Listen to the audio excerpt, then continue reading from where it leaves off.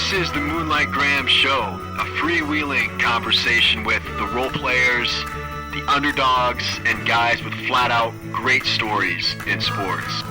Hello and welcome back to the Moonlight Graham Show. It is opening day, and our Moonlighter for today is one of my all-time favorite baseball players, the Hawk, LaTroy Hawkins. That's right, LaTroy Hawkins spent 21 years in the major leagues. He played for 11 teams: the Twins, Cubs, Giants, Orioles, Rockies, Yankees, Astros, Brewers, Angels, Mets, and the Blue Jays. His last season, he was 42 years old in the major leagues and still had an ERA of 2.76. LaTroy Hawkins saved 127 games in his Major League Baseball career. He saved a game against every team in the major leagues. He had 1,042 career pitching appearances. That is 10th all time, folks. And he is our Moonlighter for today. One of the great guys in baseball. Today, he lives down in the Dallas area. He does color commentary for the Minnesota Twins. He's awesome on TV.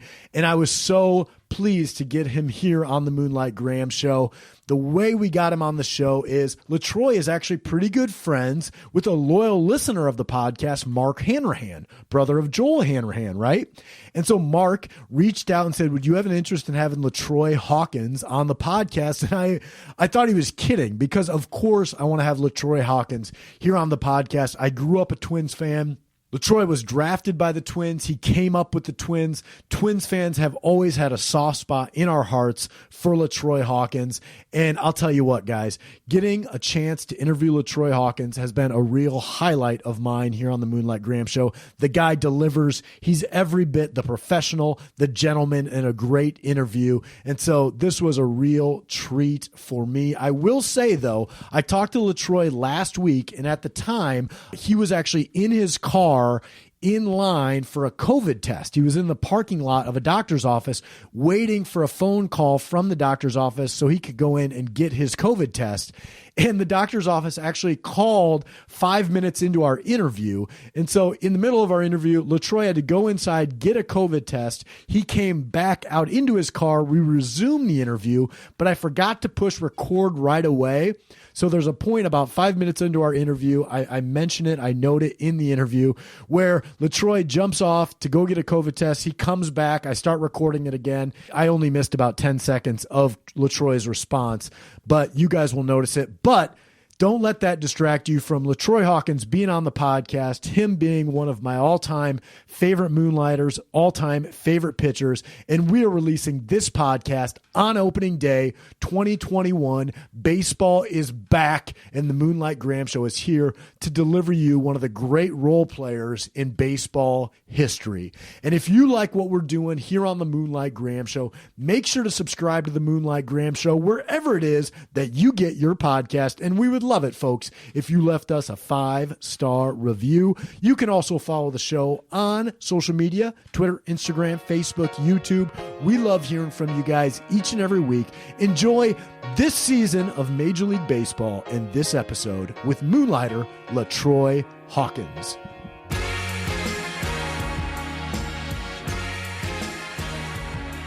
Sounds good. Well, LaTroy, we're in March Madness season. I've seen online that you were a pretty good high school basketball player back in the day and ran up against Glenn the Big Dog Robinson maybe a time or two. How good of a basketball player were you? I was all right. I mean, I'm 48, so it's been 31 years since I played in high school, but I averaged 16.8 a game in high school. I mean, I was a very good athlete. I could shoot it. Dribbling was just okay, but I could shoot it, and I could slash and run up and down the court, defend. So, I would like to say I wasn't an average high school basketball. I was just a little bit above average. Was I a 5-star recruit? Not at all.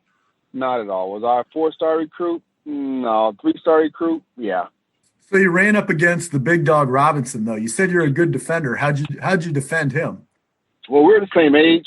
We're in junior high school, so we're at the same step of the way from junior high school on up when he first came on the scene. And Glenn grew between our freshman and our sophomore year. He went from like 6 foot to 6'6", almost 6'7". So he had that growth spurt. And when he had that growth spurt, I mean, his game went to a whole nother level. My high school, we played against him. We played a 1-3-1 because back then he played with his back to the basket. I tried to pack it in on him. But, as far as being on him, guarding him one-on-one, no, that never happened because we always ran a 1-3-1 zone against his high school. You think if you were 30 years younger, so if you were in high school like in this day and age, that you would have picked baseball over basketball? Yeah, I do. I was a basketball player because I really worked at it, but I was actually a baseball player at heart because that was the first sport I ever played. And when I say I was a baseball player at heart, that's what it always, that was always my fallback on, because I was able to play baseball during the summers. Never played fall ball, but went right into, high school season. So I played a lot more baseball than I did basketball, especially organized.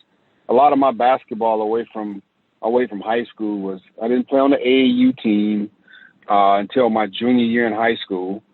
And it was out of Indianapolis, so I had to travel there on the weekends to play.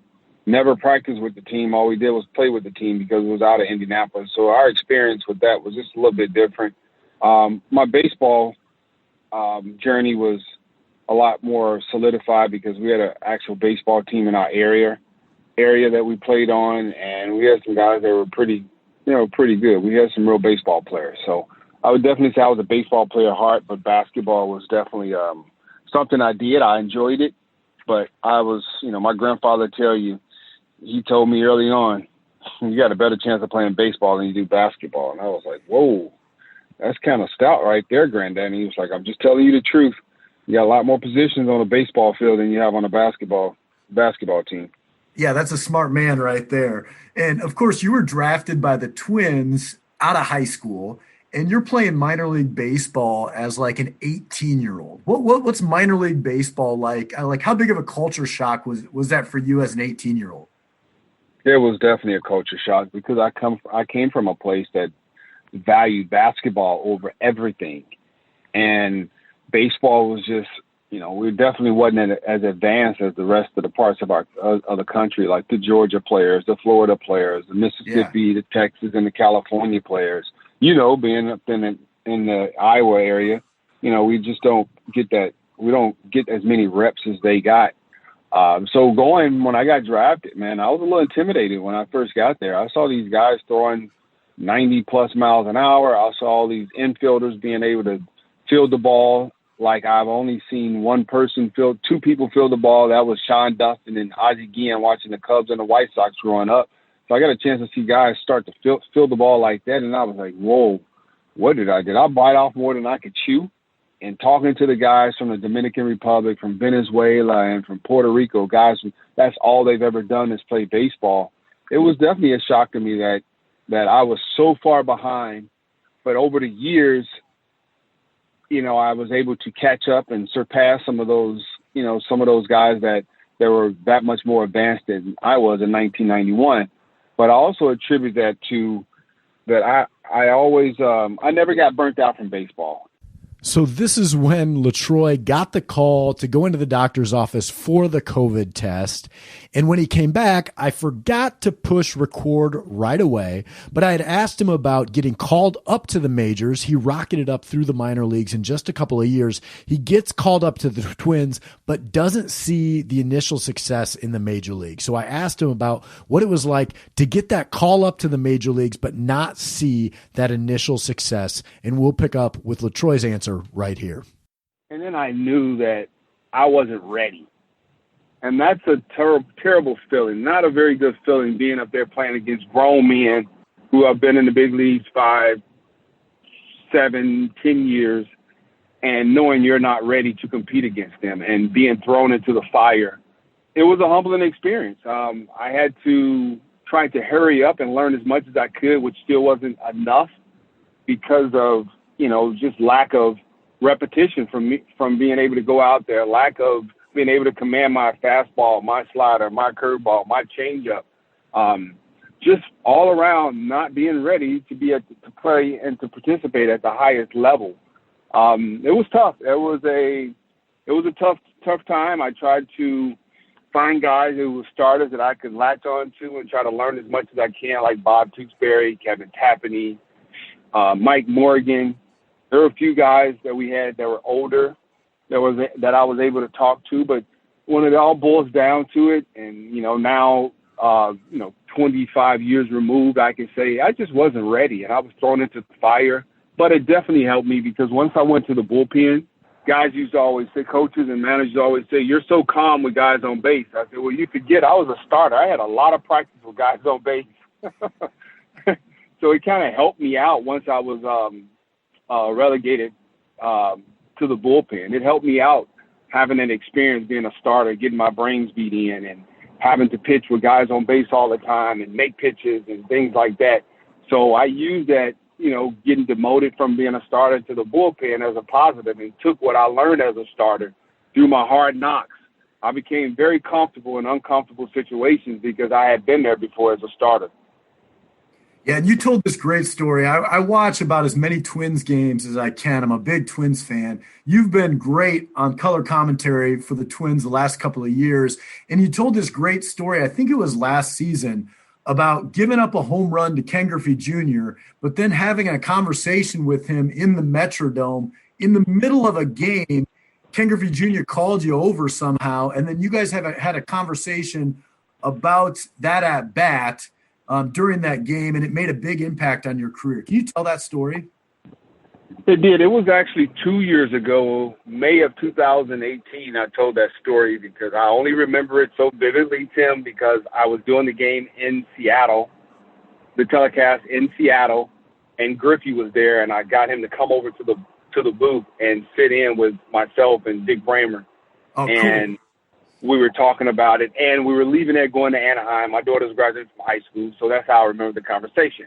But yeah, he, I don't know what the count was. We're in the Metrodome, took me deep, way upper deck in right field, and I don't know if I threw another pitch after that or soon after that, Tom Kelly came to take me out of the game. And I'm upstairs icing, watching the game on television, and at some point during the game, Griffey comes up. And in the Metrodome, that was only the larger room that separated the clubhouses from one another, only the larger room. And the clubhouse guy at the time was Troy Machin. He came over and said, "Hey, LaTroy, Griffey wants to meet you in the laundry room." I'm like, what the heck he want? He just hit a changeup. I threw him to the moon. So we commenced to having this conversation about pitch selection and why I threw him a changeup in that situation. I didn't have an answer for him, and he ended up telling me, the moral of the story is he told me at that point in time, "LaTroy, your fastball is good enough. You don't have to try to go out there and trick guys as much as you think you do."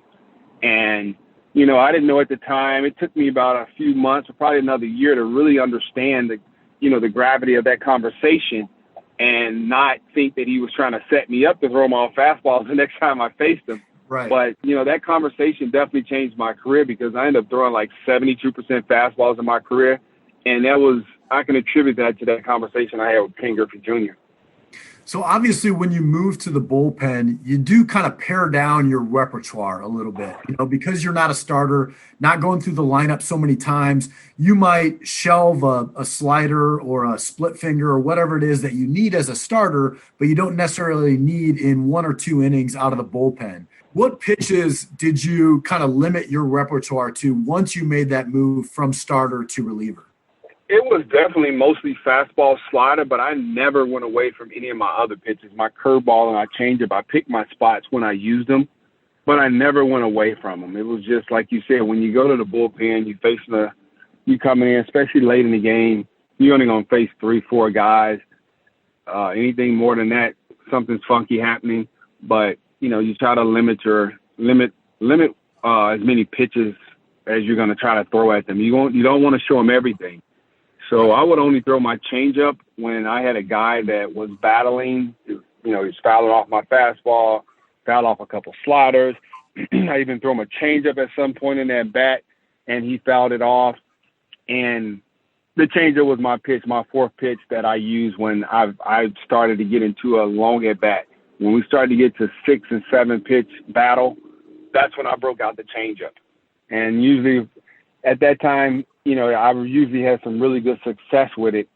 Later on in my career, understanding when to use it and when not to use it. Yeah, sometimes when I'm sitting around watching baseball today, like there's always these pitches that you still haven't got right, like got to the point where you want them. And I'll be watching a game with a ball in my hand, and I'm still trying to figure out the right grip for my changeup. Like I've just never gotten the changeup grip right. For you played like over 20 years of professional baseball, and over 1,000 appearances in the major league. But is there still a pitch you're working on? No, not at all. It took me a long time to able to throw that changeup, but I never stopped working on it. And I tell you, probably about 2005, my changeup became a very good weapon for me. But when I went to it, that was not a situation where the first one was terrible, then I threw a good one. No, once I figured it out, I figured out a grip. I figured out what I needed to do to consistently make it look like my fastball. That's when my changeup became a really good pitch for me. Who was your favorite catcher to throw to? I would have to say A.J. Przinsky, because he was no nonsense. Yeah, A.J. was really good catcher. He was smart. You hear a lot of different things about A.J. and he's this, he's that, but he's one hell of a teammate. He is one hell of a teammate. He's a guy you want on your team. And, he knew what buttons to push to get me going, and I knew what buttons to push to get him going. And, I always had fun with A.J. out there. Part of being a pitcher and being in the bullpen is you always have a catch partner throughout the season. Who was your favorite catch partner throughout your career? Matt Bilal was a really good catch partner because he was so regimented. Like, everything had to be – we played catch every day at the same time. We did the same exact thing. And one day – I had told him early in the season in 2014, hey, some days I'm not going to throw, and mostly they're going to be day games. And he was like, no, I got to throw every day. I can't go a day without throwing. I said, Matty, you're not going to forget how to throw. I can promise you that. Your arm and your body's going to thank you in the end. Believe that. And, man, he was so regimented. It was so much fun just playing catch with him because he took catch as serious as I did. And over the years, there are a lot of guys that doesn't take catch serious. And I always told people, I tell kids now, if you're a pitcher and you got a ball in your hand and you're playing catch, you should definitely be working on something. You don't just pick up the ball just to be picking it up. You always working on your craft when you have a ball in your hand and you're playing catch. So Matt Bilal was one of my favorite catch partners because, even in my older age, I got a little relaxed in playing catch, and he would always, you remember what you told me, Hawk? Let's go. I'm turning it back on you right now. So it was a lot of fun being catch partners with him. I like that. So you spent most of your career, of course, in the American League and then in the bullpen, and especially in the second half of your career, essentially. So you didn't get a whole lot of plate appearances, but you did have 8 at-bats in your career. 7 of them ended up in strikeouts. What was the one at-bat that didn't end up in a strikeout?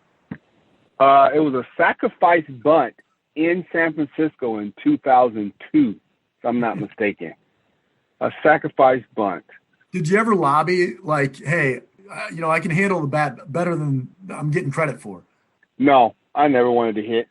It wasn't something I got paid to pitch. I didn't get paid to hit. And I always thought about I would sure hate getting hurt swinging a bat. Yeah. Or, trying to burst and run to a base and beat out an infield hit or something. I just never wanted to. That never made sense to me. Now, if I was in shape to do it, that's one thing. But we swung the bat in spring training a little bit and bunt more.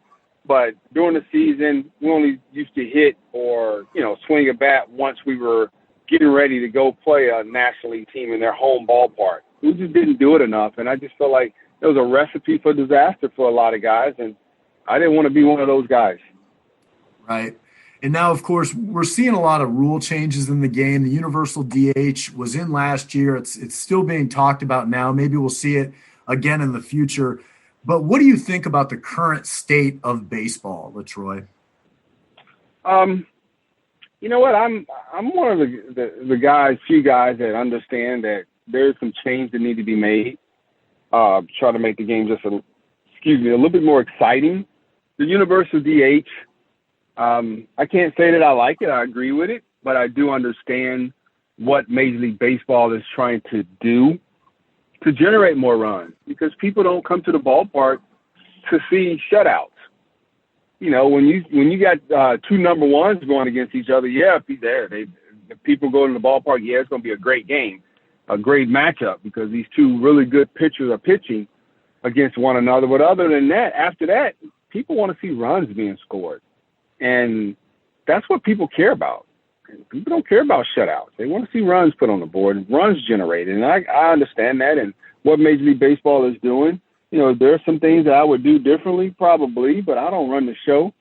And I think it's hard. I think we need more people who play the game helping with the changes that MLB wants to be made. One of the things that you continue to be, your name continues to pop up about, was that you are the godfather of Patrick Mahomes. So how much credit do you take for Patrick Mahomes' success? Zero. I can't take any credit for it. You know, all I could do is say I gave him a lot of advice. He asked a lot of questions. And probably the best advice I ever gave him was when he was deciding whether he wanted to turn pro or not. And I asked him point blank, are you ready to lead men? Because if you're not, you need to stay in college. But if you are, that's a huge requirement when you decide to take this next step. And he said he was, and the rest is history. And I told him, if you're going to lead, you got to lead by example. You have to be the first one there, the last one to leave. You can't be being a leader of this team and being the last one in the locker room and the first one out. Not that he was doing that, but just giving them understanding, like, you're going to be leading men, not young boys that you were doing in college. You're going to be leading men. They're planning to feed their families. They're planning for their legacy. So a lot goes into it. If you're ready to take on that responsibility, then you got my blessing.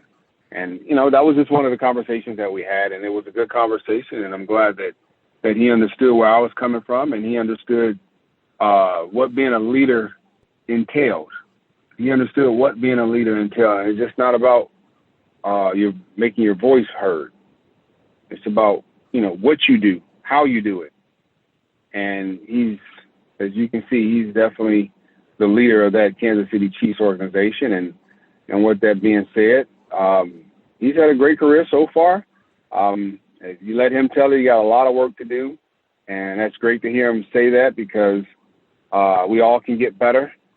But he's accomplished a lot in 4 years, and hopefully he can accomplish even more in the next 14 years. Yeah, and you're the godfather for Patrick Mahomes. I also saw you were the godfather for Elijah Johnson, who is a great KU basketball player. I have a couple of godsons myself, LaTroy, but they're little kids. They're little guys. So I have a long way to go in my godfather career here. What's some advice from one godfather to another here about being the godfather of a child? Oh, man, just understand what that responsibility actually entails, because a lot of times you never have to take that responsibility because, you know, most times nothing happens to the parents, but just being able to give them some good advice, answer their questions, and be a father figure or a parent figure to them, and give them that space to be able to voice their opinions, and being able make it comfortable for them to want to come and talk to you about certain things that they're not comfortable with talking with their parents. I like that. When we had AJ Przinsky on this podcast, who was your favorite catcher that you ever threw to, he told a really great Larry Corrigan story. And I don't know how much interaction you had with Larry Corrigan back in the day, but he was my dad's college baseball coach. And so my dad would always tell these Larry Corrigan stories from his college days. I know he was pretty influential in the Twins organization for a long time. Do you have any good Larry Corrigan stories? Oh, I got tons of Larry Corrigan stories. I was just texting with Larry about 4 or 5 days ago.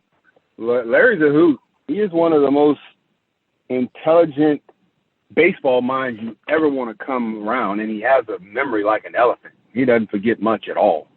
I mean, it's pretty impressive.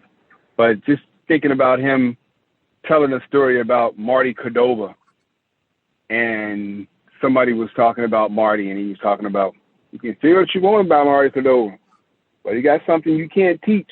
He's like, what's that, LC? And he put his two fingers up and was going, using it like his hands gesturing. Bat speed, Bigum. The man got bat speed. The man has bat speed. He got bat speed, Bigum. Bat speed.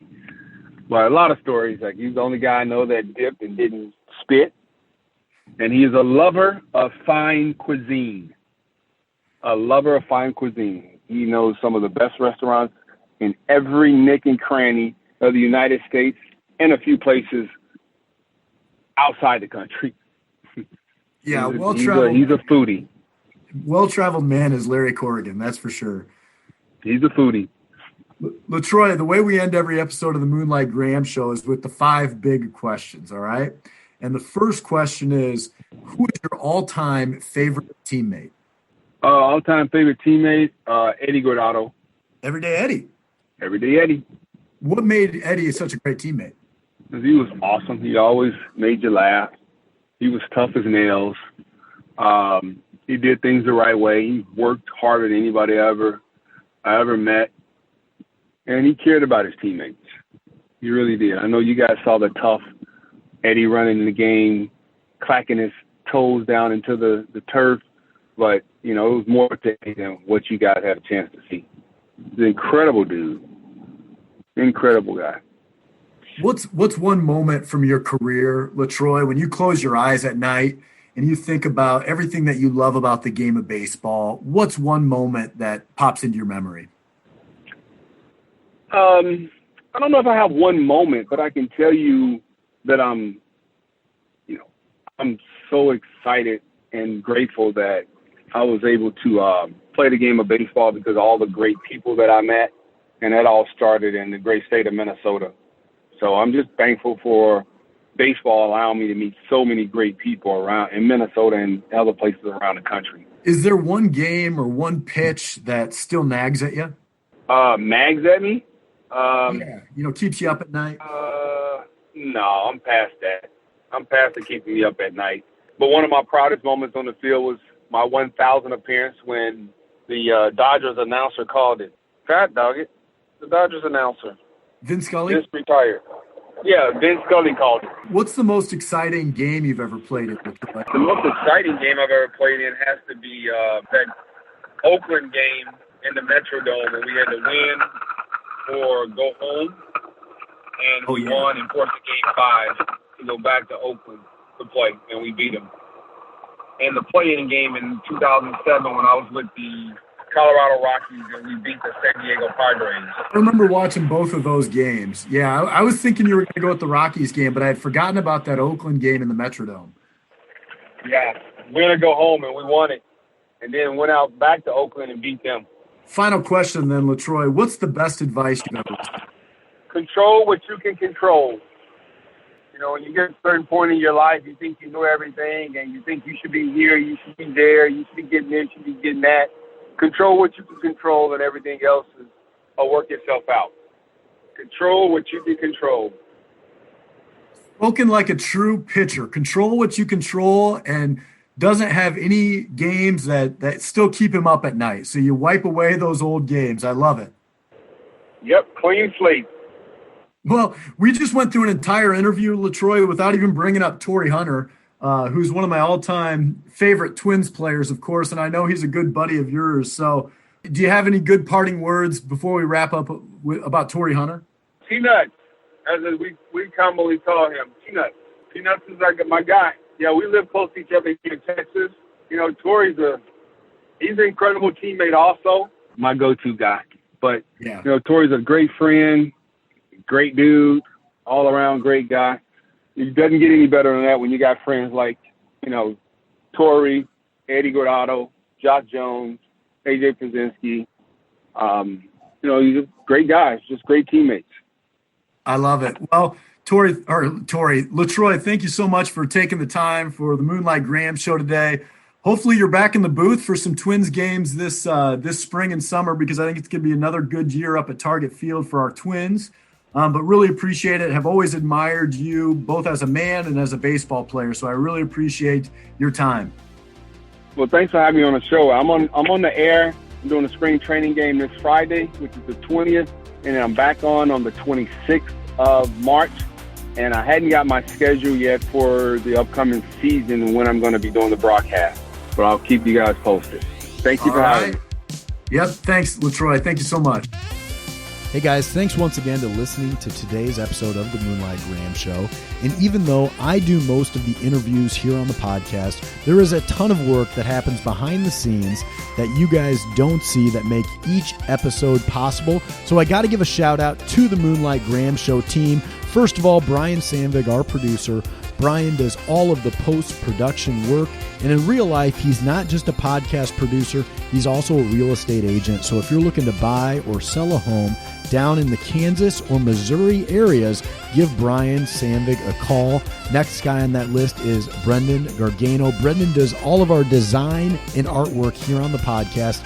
He's one of the most talented artists I've ever met, and I love all of his work. If you need any help on the design side with logos or anything like that, give Brendan Gargano a call. The next guy on that list is Andy Flattery, my older brother. Andy, of course, has done some of the interviews here on the podcast. He also is a certified financial planner. He owns a business called Simple Wealth Planning. If you need any help in that area, check Andy Flattery out. And then, of course, the trusty co-host Tom Griffin and my younger brother Neil Flattery. Those guys are just busy being husbands, being fathers, they're family men, but also they do a ton of work here on the show. So thanks again for listening. We really appreciate you guys subscribing and supporting the Moonlight Graham Show.